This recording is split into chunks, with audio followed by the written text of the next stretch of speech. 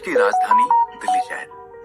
कहते हैं पूरे देश की किस्मत का फैसला इसी शहर में होता है और कितने ही लोग इस शहर में रोज अपनी किस्मत आजमाने के लिए आते हैं।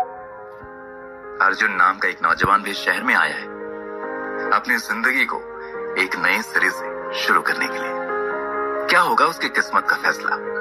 उसे उड़ने के लिए एक नया आसमान मिलेगा या पंख कुतरकर फेंक दिए जाएंगे? फिलहाल तो वो पिछले 1 महीने से एक नौकरी की तलाश में भटक रहा है। हर बार उसे नाउम्मीदी ही हाथ लगती है, लेकिन अर्जुन इतनी आसानी से हार मान लेने वालों में से नहीं है। हर नेगेटिव रिप्लाई के बाद वो दुगने जोश के साथ काम की तलाश में जुट जाता है। जो हार मान जाए उसका नाम अर्जुन नहीं होता। उसने अपने आप से कहा, ये एक लाइन हर दिन उसमें एक नया जोश जगा देती थी। आज उसे एक जगह इंटरव्यू के लिए जाना था। उसने निकलने से पहले खुद को आईने में देखा और मुस्कुराया। क्लीन शेव चेहरा और नीली शर्ट। नीली शर्ट पर निगाह पड़ते ही एक बार फिर वो पूरा वाकया उसकी नजरों के सामने से गुजर गया। अब तक वो उस हादसे को भुला नहीं पाया था। रोज कोई ना कोई बात उसे उस हादसे की याद दिला देती थी। वही हादसा जो अनिकेत के साथ हुआ था। अनिकेत और अर्जुन दोनों जिगरी दोस्त थे, एक दूसरे पर जान छिड़कने वाले दोस्त। भाइयों से बढ़कर दोनों का बर्थडे एक ही तारीख को पड़ता था। ये नीली शर्ट उसे अनिकेत की छोटी बहन ने गिफ्ट की थी उसके बर्थडे पर। उसने दोनों को एक जैसी नीली शर्ट लाकर दी थी। अर्जुन ने आज इंटरव्यू के लिए वही शर्ट पहनी थी और उस शर्ट को देखते ही अर्जुन को अनिकेत की बेतहाशा याद आई। अनिकेत अब इस दुनिया में नहीं था और उन दोनों की प्यारी बहन अनिका, जो इस समय अस्पताल में पड़ी जिंदगी और मौत के बीच झूल रही थी। अर्जुन ने एक गहरी सांस ली, कमरे में ताला लगाया और बाइक को एक जोरदार किक मारकर वहां से निकल गया। कुछ ही देर में वो नोएडा के सेक्टर 93 में एक शानदार बिल्डिंग के सामने खड़ा था। उसने मोबाइल में एक बार फिर से एड्रेस चेक किया और बाइक को पार्किंग में लगाकर अंदर चला गया। वेटिंग लाउंज में बहुत सारे कैंडिडेट्स बैठे हुए थे और जैसे ही अर्जुन ने वहां एंट्री की, सभी उसकी ओर देखने लगे। उसकी पर्सनालिटी ही कुछ ऐसी थी। पहली ही नजर में वो कोई बड़ा ऑफिसर दिखाई पड़ रहा था। आते जाते लोग उसे दोबारा पलटकर जरूर देखते, लेकिन जैसे ही उसने रिसेप्शन पर इंटरव्यू के बारे में इंक्वायरी की, लोग आपस में खुसर पुसर करने लगे।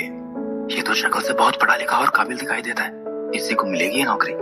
वाकई उसकी पर्सनालिटी और एकेडमिक क्वालिफिकेशंस दोनों ही शानदार थे, लेकिन इतना अच्छा रिकॉर्ड होने के बाद भी बीच के 5 सालों का गैप उसके रास्ते में रोड़ा बनकर खड़ा था। कॉलेज छोड़ने के बाद 5 सालों तक अर्जुन कहाँ था, किसी को नहीं पता था।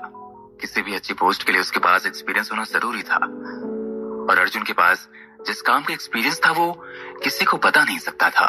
रिसेप्शनिस्ट ने एक बार अर्जुन के चेहरे पर निगाह डाली और कहा, आप वहां वेट कीजिए, थोड़ी देर बाद आपको इंटरव्यू के लिए बुलाया जाएगा।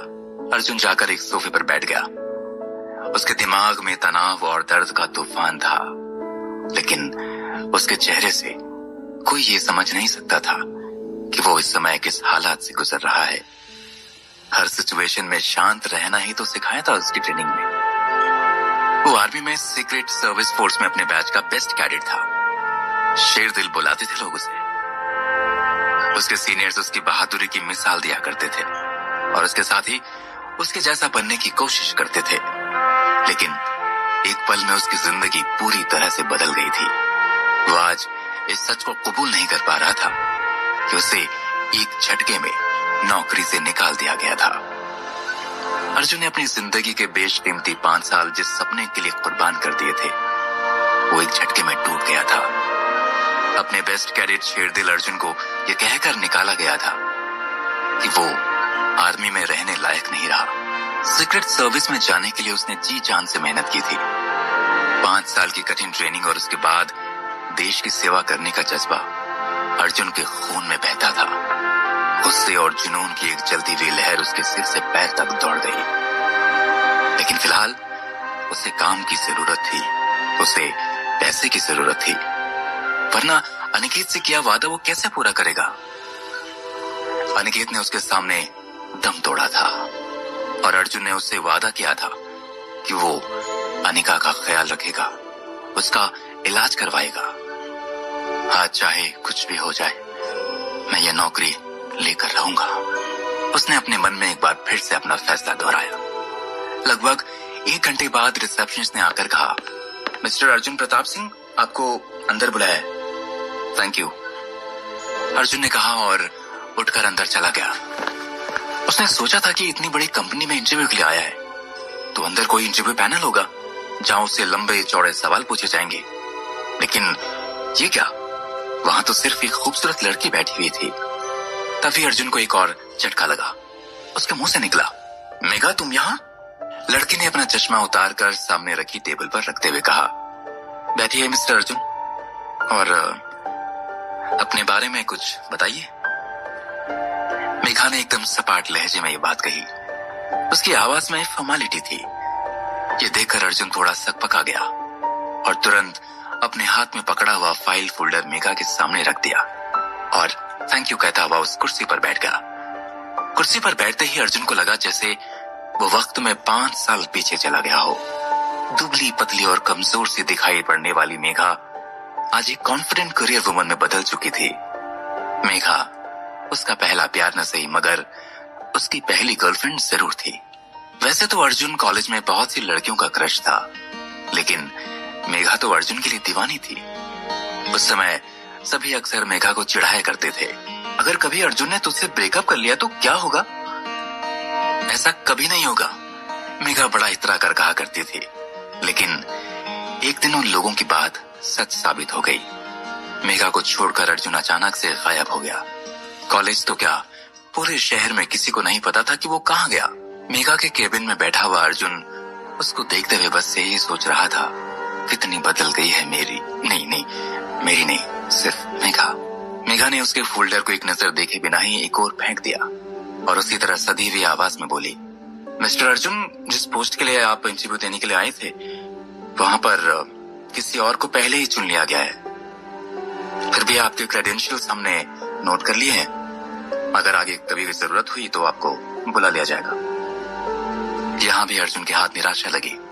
उसने कहना चाहा, लेकिन मैं anyway thank you so much. Arjun कुछ और कह नहीं पाया। अभी वो उठकर जाने ही वाला था कि दरवाजा खोलकर एक आदमी केबिन में दाखिल हुआ। ठीक उसी समय अर्जुन अपनी कुर्सी से उठा था और बाहर जाने के लिए मुड़ा। तभी अंदर आए उस आदमी के साथ अर्जुन की टक्कर हो गई। नीले सूट वाला आदमी गुस्से से चिल्लाया, What the? अर्जुन ने एक नजर उसे देखा और कहा, I am really sorry sir. ऐसा लग रहा था जैसे वो पहले ही किसी बात पर भड़का हुआ था। कैसे कैसे लोग चले आते हैं, ठीक से दिखाई भी नहीं देता। कौन है ये मेघा और यहाँ क्या कर रहा है? उसने मेघा की ओर देखा। मेघा ने बात संभाल कर कहते हुए कहा, ये मिस्टर अर्जुन है यश, असल में ये इंटरव्यू के लिए यहाँ आए थे। मिस्टर अर्जुन, ये है सिटी हेड मिस्टर यश वर्धन। अच्छा, तो इंटरव्यू नहीं लिया तुमने? यश ने पूछा तो अर्जुन के बढ़ते कदम थम गए। मेघा बोली, उस पोस्ट पर पहले से ही किसी को चुन लिया गया है। अर्जुन की तरफ घूरते हुए यश ने कहा, तो ईशा मैम के बॉडीगार्ड की पोस्ट के लिए इंटरव्यू ले लो, दिमाग वाला काम तो इनसे होगा नहीं। अर्जुन को ये सुनकर बेइज्जत महसूस करना चाहिए था। उसे गुस्सा तो आया, लेकिन अनिका का चेहरा भी उसके साथ में याद आ गया। इसलिए उसने अपने आप को काबू में रखते हुए अपने आप से कहा, ये वक्त गुस्सा करने का नहीं है अर्जुन, अक्ल से काम लो। यदि कल तक पैसे इकट्ठे नहीं हुए तो। उसने यशवर्धन से कहा, सर मैं कोई भी काम कर लूंगा। मेघा फटी फटी आंखों से उसे देखती रह गई। उसे समझ नहीं आ रहा था कि आखिर अर्जुन की ऐसी क्या मजबूरी है। यशवर्धन जोर से हंसा, ठीक है फिर अभी तुम्हारा इंटरव्यू लेता हूं। इतना कहने के बाद उसने एक फोन घुमाया और कुछ ही देर में 4 लंबे चौड़े बाउंसर वहां आ गए। यश ने अर्जुन से कहा, अगर तुमने इन चारों को हरा दिया तो अभी के अभी तुम्हारा अपॉइंटमेंट लेटर तुम्हारे हाथ में होगा। लेकिन सर, मेघा ने कुछ कहना चाहा तो यश ने इशारे से मना कर दिया। उसने अर्जुन की ओर इशारा करते हुए बाउंसर से कहा, ये ईशा मैडम के बॉडीगार्ड की पोस्ट के लिए अप्लाई कर रहे हैं, जरा इनको जांच परख तो लो, ये काबिल है कि नहीं।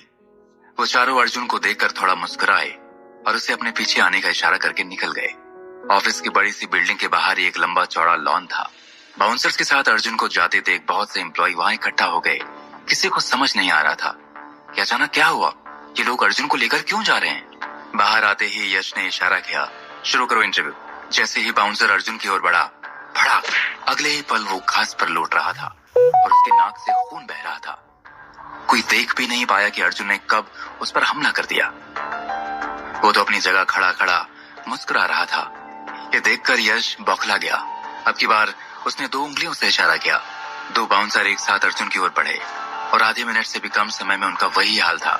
लेकिन वो तीनों जल्दी उठ खड़े हुए और अब की बार अर्जुन पर हमला किया। 4 लंबे चौड़े बाउंसर अर्जुन के सामने 1 मिनट भी नहीं टिक सके। अर्जुन के शरीर में गजब की चुस्ती और फुर्ती थी। उसका एक एक मूव देखने लायक था। सब दांतों तले उंगली दबाए अर्जुन को देख रहे थे। चारों बाउंसर्स को हराकर अर्जुन ने यश की तरफ देखा। यश खींच उठा और झुंझलाहट में उसने अपना कोट उतारकर जमीन पर फेंक दिया। अर्जुन ने बड़े आराम से उसका कोट उठाया और हाथ से उसे झाड़ते हुए यश की ओर बढ़ाया और बोला, मेरा अपॉइंटमेंट लेटर सर। उसके होंठों पर एक टेढ़ी स्माइल थी। यश ने मेघा की ओर इशारा किया और वहां से जाने लगा। तो अर्जुन ने कहा, मुझे कुछ और भी डिस्कस करना था। यश झुंझलाया, जल्दी बोलो। तभी मेघा बोल पड़ी, अंदर चलकर बात करते हैं सर। और वो एक बार फिर से मेघा के केबिन में आ चुके थे। अब अर्जुन यशवर्धन के ठीक सामने बैठा था। उसकी आंखों में आंखें डालकर अर्जुन ने कहा, आपने मेरा टेस्ट ले लिया है और मैं उसमें कामयाब रहा। जाहिर है अब मैं इस पोस्ट के लायक हूं। यश ने चिढ़कर कहा, मुद्दे की बात करो। अर्जुन मुस्कुराया, मुद्दे की बात यह है सर कि मैं अपनी सैलरी खुद डिसाइड करता हूं। ये सुनकर यश जोर से हंस पड़ा। यश ने मेघा से कहा, देख रही हो मेघा, कुछ देर पहले तक ये आदमी कोई भी काम करने के लिए तैयार था और अब खैर मैं शर्त हार चुका हूं, तो आज का दिन तुम अपने लिए लकी मान लो। बोलो क्या है तुम्हारी डिमांड। यश ने लापरवाही भरे अंदाज में कहा।